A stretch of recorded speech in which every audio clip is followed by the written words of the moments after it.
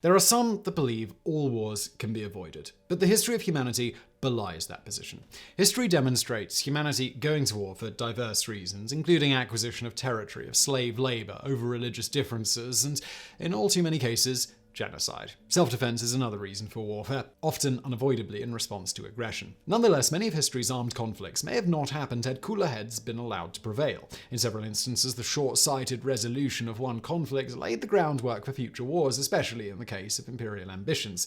For example, the Treaty of Versailles following World War I all but ensured another major war would ensue. In some cases, slow communications prevented diplomats and peacemakers from preventing armed conflicts. Here, in the video today, 10 wars which might not have happened, but for one reason or another, became a part of history. Number 10. The War of 1812. In order to impose economic warfare on Napoleon's French Empire and to maintain its fleets at sea, Great Britain took steps to control international trade and disrupt shipping to and from the young United States. From 1793, Great Britain stopped American ships on the high seas and seized sailors they claimed were British citizens. Granted quasi-legality by Britain's Orders in Council, their actions resulted in over 15,000 American citizens forced into British naval service by 1812. Napoleon responded to the British actions with the Berlin Decrees, which banned European trade with Great Britain. The Orders in Council also imposed trade restrictions with France, which the United States disputed as outside international law. The United States remained officially neutral in the Napoleonic Wars. By 1811, after several armed confrontations between American and British ships, the two nations stood at the brink of war.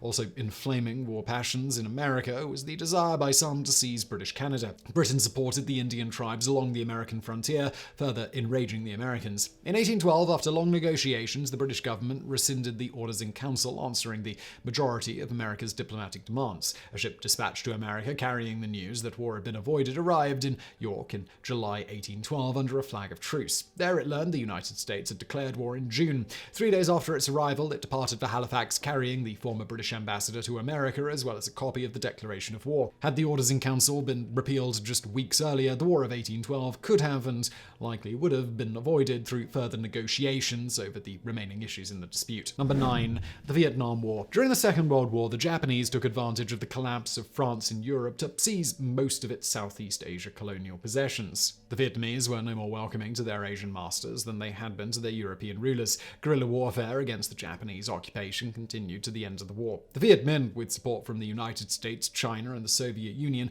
fought a long insurgency against the Japanese with the hope of re-establishing an independent Vietnam. After the war, the French returned, intent upon re-establishing their pre-war overseas empire. The Viet Minh remained in opposition to foreign rule. The United States supported the French covertly at first. By the early 1950s, Vietnam had two governments, one based in Hanoi and supported by the Viet Minh. The other, in Saigon, operated as a puppet government controlled by the French. The United States and Great Britain supported the latter. Following the defeat of the Viet Minh and the subsequent withdrawal of the French, the two governments were formally recognized by the great powers, and North and South Vietnam came into existence, separated by a demilitarized zone. The Viet Minh and later the Viet Cong under Ho Chi Minh refused to accept a divided country. Gradually, based on faith in the so-called domino theory, the United States poured unimaginable resources into South Vietnam. Had the United States not supported the idea of France restoring its global empire in the 1950s, the long Vietnamese War of the 1960s and 1970s would likely not have been fought. The aftermath? A single Vietnam governed from Hanoi under communist rule, and more than 58,000 American deaths, preceded by more than 75,000 French and 1 million Vietnamese. Today, Vietnam is a major trading partner of the United States. Number 8. The Opium Wars. The two Opium Wars, which were fought over several trade disputes between China, France, and Britain, stand as examples of the dangers of imperialism. Britain's Indian colonies produced opium, which the East India Company marketed in China. When the Qing dynasty saw the damage opium consumption wreaked on its people, it moved to curtail the trade. The First Opium War, 1839 to 1842, resulted in a crushing military defeat for the Qing and the forced continuance of the opium trade by the British in China. It also led to the British seizure of Hong Kong and a virtual monopoly on the legal opium trade. American, Dutch, and French traders also smuggled opium into China. The First Opium War resulted in limited markets in terms of areas where opium could be sold. The Second Opium War, 1856 to 1870, came about in part in order to expand the areas of trade, taking advantage of the increasingly lucrative markets. France, desirous of their own trading ports in China and Indochina, joined Great Britain in this war. The Russian Empire, though not acting in conjunction with the Anglo-French, seized Chinese territories along their border, entering into the opium trade as well. Though the Opium Wars received support among the traders involved, the general population in Great Britain strongly condemned them. Most of the fighting involved the British East India Company's private troops. Both wars could have easily been avoided by recognizing Chinese sovereignty, but the power of the East India Company overcame the strong objections of the British people and even most of Parliament. A then Member of Parliament and future Prime Minister, William Gladstone, called the Second Opium War a war most unjust in its origin, a war more calculated in its progress to cover this country with permanent disgrace. Number 7. The Mexican-American War. The Mexican-American War devolved from the sectionalism in American politics, the manifest destiny of expansion, and the desire by some to increase the number of slaveholding states. It was the first American war driven by presidential policies. Opposition to it was fierce. Henry David Thoreau went to prison rather than pay taxes, which supported the war. From there, he wrote his famous treatise, Civil Disobedience. Congressman Abraham Lincoln opposed the war and challenged President James K. Polk to cite specific evidence of his claim that Mexican troops attacked Americans on American soil. Polk ignored him. American expansionists used the disputed border between Texas and Mexico as the cause of the war. Mexico considered the border to be the Nueces River, well to the north of the Rio Grande, which Texas claimed as the border during the days of the Texas Republic. Rather than negotiate a peaceful solution, Polk placed American troops in the disputed territory. Whether they were attacked by Mexican troops or were themselves the aggressors remains disputed. At any rate, it led to a war which did far more than resolve a border dispute. The United States seized territory which contained today's New Mexico, Arizona, California, Nevada, Colorado, and parts of Wyoming and Oklahoma. Ulysses Grant, who fought with distinction during the war, later wrote in his memoirs, "I was bitterly opposed to the measure, and to this day regard the war which resulted as one of the most unjust ever waged by a stronger against a weaker nation." Simple diplomacy could have prevented the war, but jingoism prevailed over a negotiated peace between sovereign nations. Number 6. The French intervention in Mexico in the 1860s. From 1823, the United States followed the tenets of the Monroe Doctrine, and most nations respected the American position. The Monroe Doctrine effectively restricted foreign interventions in the affairs of the Americas, North and South. The United States would respect existing European colonies in the New World, though it would resist the establishment of any more by any foreign nation. For 40 years, the European powers respected the doctrine until the United States embroiled itself in its own civil war in 1861. That same year, Napoleon III of France decided to dispatch French troops to Mexico, establish a puppet government under Maximilian, and expand his empire to the New World. With the United States divided and with the Union Army not performing well against the Confederates, President Lincoln could do little to oppose the French. Fortunately for American history, Mexican rebels objected to the idea of serving under an Austrian emperor supported by the French government. Civil war in Mexico saw revolutionaries under Juarez oppose the French army. One of the revolutionaries' great victories took place at the Battle of Puebla on May 5, 1862. Today the date is celebrated as Cinco de Mayo. The French intervention in Mexico ended with a complete defeat of the French armies and the execution of Maximilian.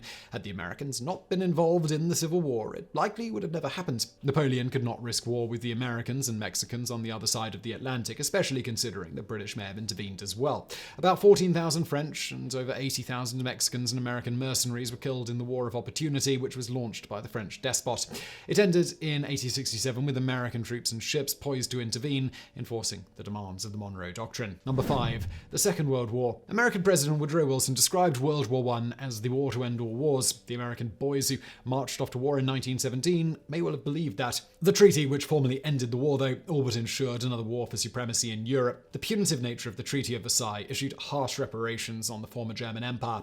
France claimed German territory, new nations were created from German regions of Europe, and the remaining German nation underwent forced disarmament. Some among the victorious allies considered the terms forced upon the Germans as too lenient. The success of the proposed League of Nations received a blow when the United States Senate, in a return to isolationism, refused to ratify the treaty. French Marshal Ferdinand Foch described the treaty as a 20-year armistice, a clear indication he believed it insufficient to prevent another war. The harsh terms imposed upon Germany led to decades of turmoil and the eventual rise of the Nazi Nazi Party. In the Pacific, the German colonies and territories on the Chinese mainlands were given to Japan, causing resentment, hostility, and eventually the Sino-Japanese War. Japanese expansionism in the Pacific joins with the rearmament of Germany, which began under Weimar, not as widely believed under Hitler, did not necessarily mean a Second World War was inevitable, but it made it more likely, and the Western powers of France, Great Britain, and the United States knew it during the 1920s. Rather than taking steps to prevent another war, they chose to appease Japan and Germany while they rearmed. Throughout the 1920s and 1930s, the US Navy conducted annual war games against the simulated armed forces of Japan, clear proof they regarded the rising Asian empire as a threat in the Pacific. The French built the Maginot Line, Great Britain expanded its fleet and developed its air force. World War II may have been avoidable, though none of the great powers believed it at the time. Number 4. The Iraq War. Following the 9/11 attacks in the United States, pressures to link Iraq to al-Qaeda within the United States government persisted. In November 2002, the 9/11 Commission began its investigation into the attacks and al-Qaeda's relationship with foreign governments. In August 2004, its final report claimed that there had been no relationship with Saddam Hussein's government and there existed no evidence of Iraq's harboring and funding of the terrorist group. By that time, the United States was already at war with Iraq, with one of its justifications being Saddam Hussein's relationship with al-Qaeda. The other major justification of the US-led coalition of the willing in attacking Iraq was the claimed existence of weapons of mass destruction, WMDs, including chemical and biological weapons. It was also claimed that Iraq was deep into the development of nuclear weaponry. During the invasion in 2003 and throughout the US occupation which ensued, no traces of weapons of mass destruction were found in Iraq. Fighting continued for years. The American troops were officially withdrawn in 2011. Insurgencies and increased fighting forced American security forces to return in 2014. The Iraq War found neither WMDs nor evidence of Iraqi support for al-Qaeda. It led to more than 1 million total deaths, depending upon the estimate selected, and its total cost to the United States will likely exceed $6 trillion, not including interest on the debt. Other than the capture and subsequent execution of Saddam Hussein, what it accomplished remains a subject of considerable debate. Number 3. The Six-Day War. Beginning during the first week of June in 1967, the clash known as the Six-Day War between Israel and the Arab nations of Syria, Jordan, and Egypt occurred because diplomacy failed. It provided the climax of weeks of increasing tension in the Middle East, yet remained a surprise, at least to the Arab nations involved. It began with preemptive airstrikes launched by the Israelis against the Egyptian Air Force, which was mostly destroyed on the ground. Syria and Jordan, allied militarily to the Egyptians, responded to Israel's subsequent ground invasion of the Sinai, though Arab military action proved ineffective. When the ceasefire agreement was signed on June the 11th, Israel had occupied Golan Heights, the West Bank, the Sinai Peninsula, and the Gaza Strip. The Israelis killed over 20,000 Arab troops against a loss of about 1,000 of their own.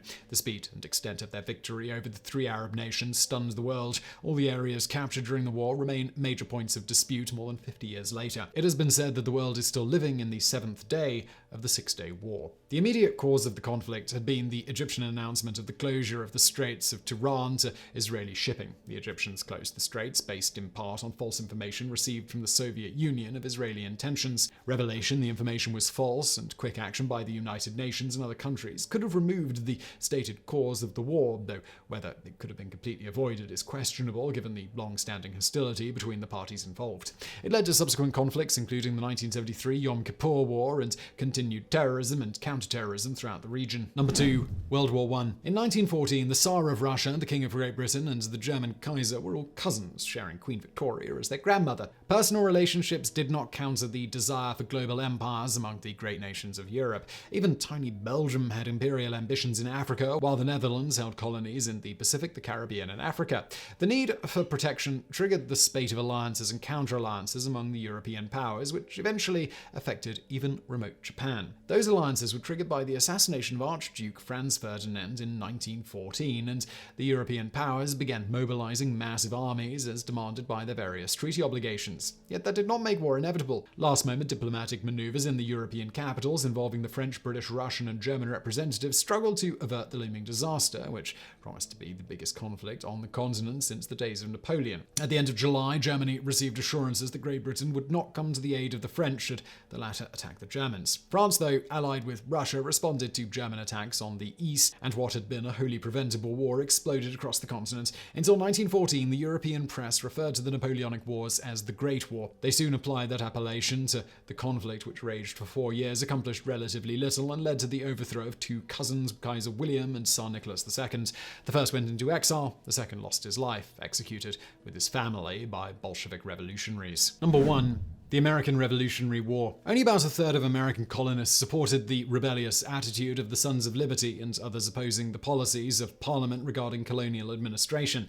About the same proportion the population opposed them and actively supported the king and his ministers. The rest didn't care much one way or the other, content to go about their business without regard to politics. So independence and armed rebellion were hard sells to some of the representatives in the Continental Congress when news of fighting in Massachusetts reached Philadelphia in 1775. They pushed a measure through Congress which became known as the Olive Branch Petition. Led by Pennsylvania's John Dickinson, petitioners hoped that reconciliation between the colonists and the king would prevent military conflict. Though they held the majority in Congress, the petitioners did not prevent the authorization of an American invasion of Canada, passed only one day before the Olive Branch Position. Nevertheless, the latter document assured King George of the colonists' loyalty and fealty to the crown. When it reached London, the king's ministers rejected it out of hand. The king himself refused to read the document and in August declared the colonists to be traitors. He did condescend to allow the commanders of the army and fleet sent to America, the brothers Admiral Richard and General William Howe, to negotiate with the Americans to end the rebellion without further bloodshed. That endeavor came to nothing when John Adams and Benjamin Franklin met with the Howes in 1775. The Revolutionary War dragged on for 8 years, the longest in American history, until the Vietnam War, nearly 2 centuries later. So I really hope you found that video interesting. If you did, please do hit that thumbs up button below. Don't forget to subscribe, and thank you for watching.